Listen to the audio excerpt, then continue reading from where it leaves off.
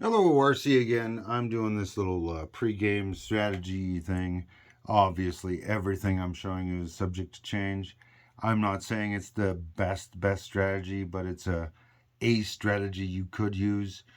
Um, it's probably the one I'm going to pick this game just because I think it's going to work.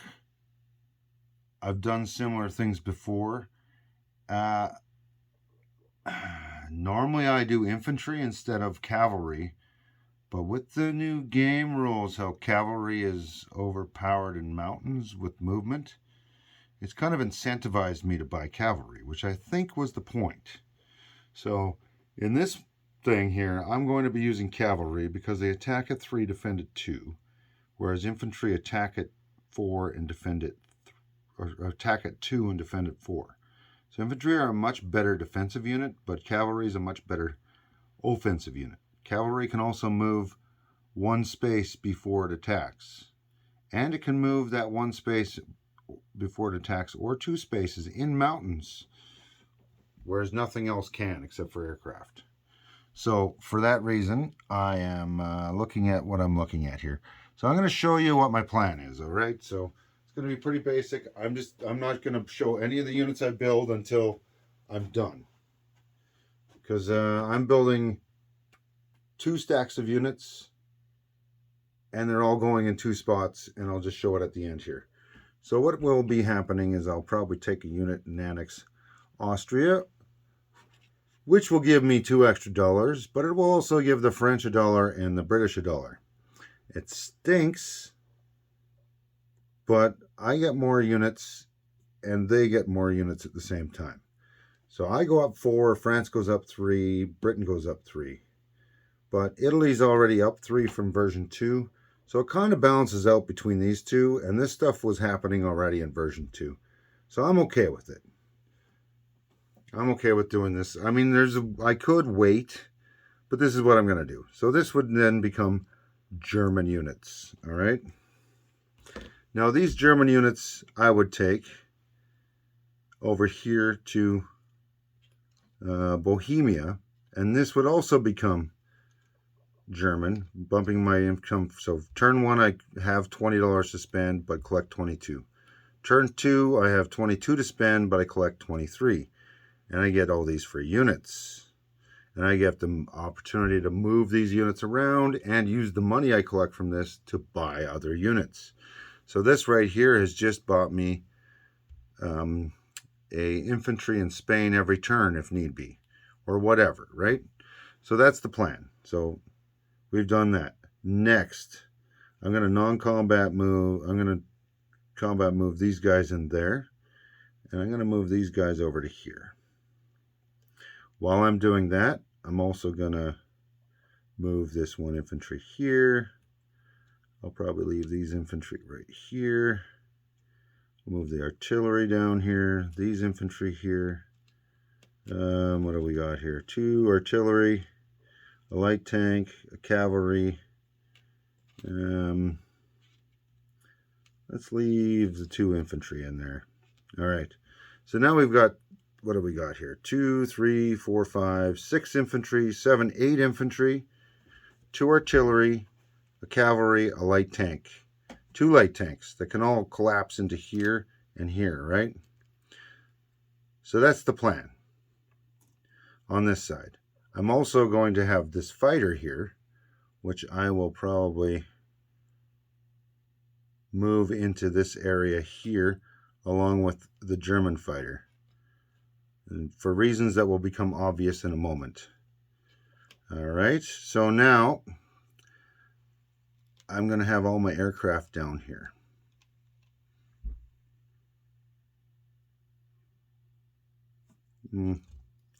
We'll have them all up here first to start, because it opens up my options.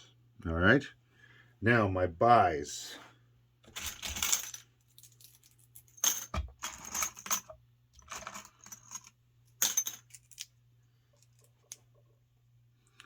I have 15 cavalry that will be sitting right here. I had a cavalry unit I pulled out.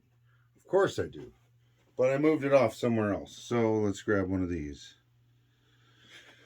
So my buys over the course of the game, and I'm just going to move the camera a bit to show you what I'm doing for my buys. Those, I'm also going to be buying 6 tanks and 4 mechs. Okay, here we have it. Now let's move over to the French side here so you can see that campaign a little easier. All right. Okay, perfect. So I don't really care what France does. You can see all the units that France has right there. The only other units France has, it can use transports and bring 1 unit out of North Africa. That's what do they call it? French Foreign Legion. And if they're really excited, they can bring 1 infantry out of French Cochin China, Vietnam, basically, I believe. So they can use transports and bring those units over here. But I've got it set up so that if France will make approximately $9 a turn, they start at 6, but what I'm doing over here will increase their income. And there's a chance that Japan will attack China or the Dutch East Indies or something, which will increase the French's income a little bit. But it won't be by much more, right? So what I've done is I've set up a dual attack. Now, all this stuff here will be able to attack here, along with this stuff here attacking into there. But I don't have to do it all at once, right? I can, but I don't have to. So if this isn't working out, I can just stop and reinforce this one instead, right? So these 2 fighters will attack in there. Then they will fly a 1, 2. So they'll fly a 1, 2, 3, 4, and land here in Bavaria. I have 15 cavalry in Bavaria, which can attack directly across the Maginot Line. And I've split it up into a stack of additional infantry, not counting the stuff that's already here.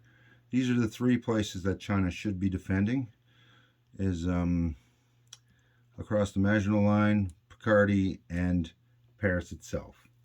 I only need to take everything around, or I just need to take this, which means I need to come through either this one or that one. So whichever side they leave weaker will be the one I take. If they're equal, I'll come up north and go through Belgium.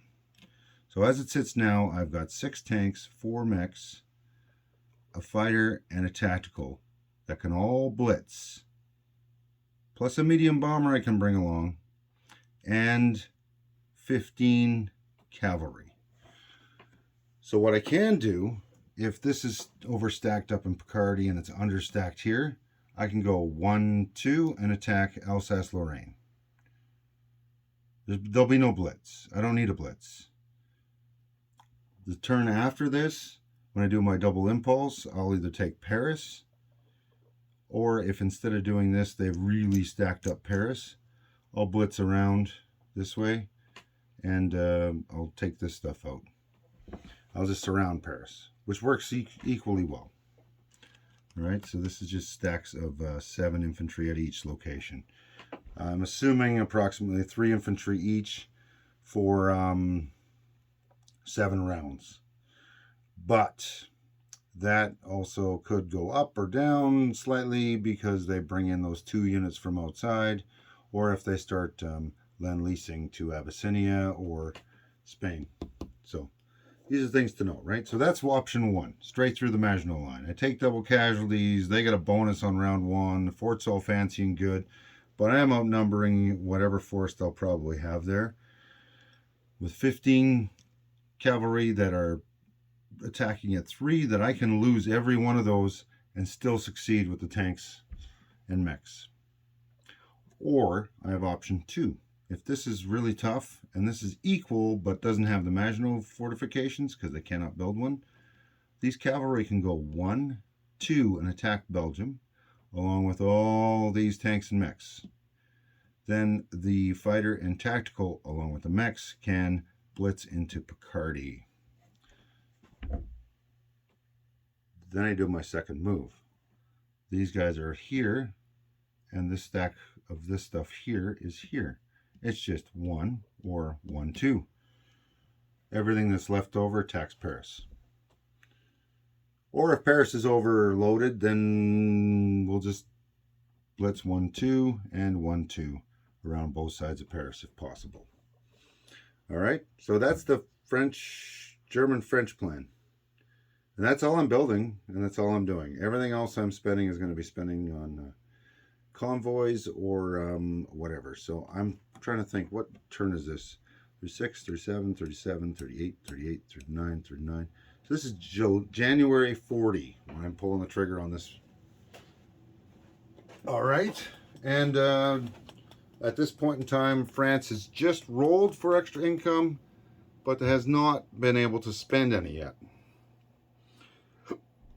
If need be, if things are looking a little bit tight, maybe my Japanese partner or my Italian partner needs a little bit extra time, or maybe Spain needs some more love, I can delay this a turn and throw an extra fighter in here, or give the Japanese a little more time to maneuver before the FEC goes to full income. Stuff like that could be the case. All right, so that is the master plan for my build and my attack on France. And if you look at my convoy video, and then I have a separate video, my other video, which is my Spain and my build sheet video, it'll basically go over how I'm coming up with this, how the math works.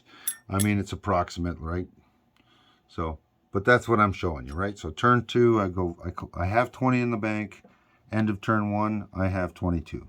End of turn 2, I have 23. End of turn, the next one there, so yeah. 20 to spend on turn 1, 22 on turn 2, 23 on turn 3, and on turn 4, I'll have $24 to spend. That'll also give the British $3. It'll also give France $3. But this thing I've shown you here in France is including that extra infantry every turn. So France, instead of being able to buy 2 infantry, I just upgraded the same equivalent to 3 infantry in all 3 locations. There are a few loose pieces here that could be moved around on the board. As you can see, that's just the setup. Those can move. This guy could also get dragged in there. And way over here, if you're really excited, this guy can make it, along with this transport. That's fine. I'm happy. Don't give this transport and the dude to Japan. Bring it on over here. Let me see if we can make that a Vichy transport. Or maybe even better yet, a German transport. That'd be real handy. So that's my thoughts on that. Anyway. So yeah, there you go. Those are my my approximate plans for the fall of France. And to be honest, I don't really care if I take Denmark the same turn. I could just wait. You just wait a turn. Build up my forces here. Instead of having them all there, maybe have two infantry here, 2 infantry there. Sign the pact with Russia if he's willing to sign the pact. Wait on Warsaw. Do France. And then, you know, as I'm wandering over with all those extra units that I have, I'm going to be building infantry and other stuff to replace what I used to attack. Start moving that stuff down here to Austria so I can use it to attack Yugoslavia and Greece with all those cavalry. I'll probably pick up Hungary first because I don't want Russia to get any extra money when I take over Romania. So I'll do Hungary first, then I'll do Bavaria. That'll give me extra units that can attack Yugoslavia and Macedonia and Thessaly and the Peloponnese in Greece there, right? And while I'm doing all that stuff, then I can worry about taking my half of Poland and say, hey, Russia, you want this pact or not?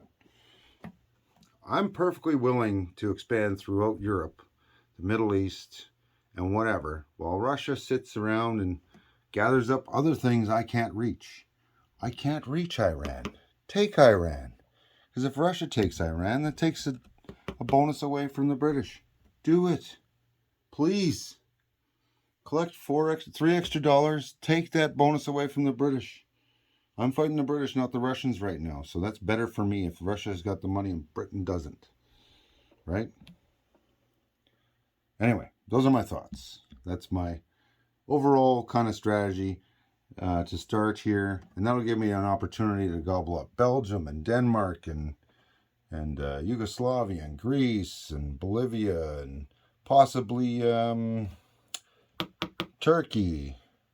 It'll allow me to finish off in here and only have to worry about the British and the French for a little bit.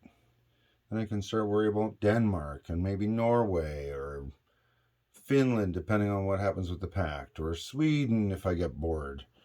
All right, and once I get all that stuff gathered up and collected, then, well, at that point in time, I'm perfectly happy with having 3 large empires: the Japanese, the Russians, and the Germans. As long as we crush the British and the French before the Americans get involved. And that's my thought. And from there, well, then it becomes a toss of the dice what turn we attack each other. I have a feeling Russia may attack me to preempt that surprise strike, but the surprise strike doesn't last that long, and it's entirely possible around the time that it expires, or maybe a few turns after that, would be beneficial for me to go after them. It all depends, right? Russia's a great thing to go after, but I can still win the game and never fight Russia. I've done it before. And Russia can win the game by playing the holding on to the teeter-totter, just lifting me up a little bit when I get too low, and then doing the same thing to the Allies, and then we keep us even so that Russia can just be left alone because we're too busy with each other. So that's my worry for Russia. Anyway, that's my strategy. I'm starting to ramble like an idiot, so I'm going to shut it down here. These videos will be releasing later on. I will make them private. I won't put them on any playlists. And when I feel that it's far enough into the tournament that it doesn't matter anymore and it's not going to give anything away, I will release them. The first one there was an experiment to see if a public playlist would show a private video, and it did. So we're just going to leave it at that. And we'll put them up before I leave, so I have the storage space on my camera, and either have them at the delayed release or whatever. Anyway, you don't need to hear this. I'm rambling. You're not going to see this till that's all happened anyway. RC here saying, have fun, enjoy the game. Doesn't matter who wins, to be honest. Just the whole point is to have fun. And like you can see, there's a whole pile of holes in this strategy. It's not bad. It's not perfect. There's holes in every strategy. I'm trying to figure out a way to do more than one thing at the same time, which means I can't do anything well, but I can kind of half-ass 3 things, right? But yeah, that's the joy of this game. You can do any one thing you want, but you can't do anything else perfectly. So, all right, I'll leave you there.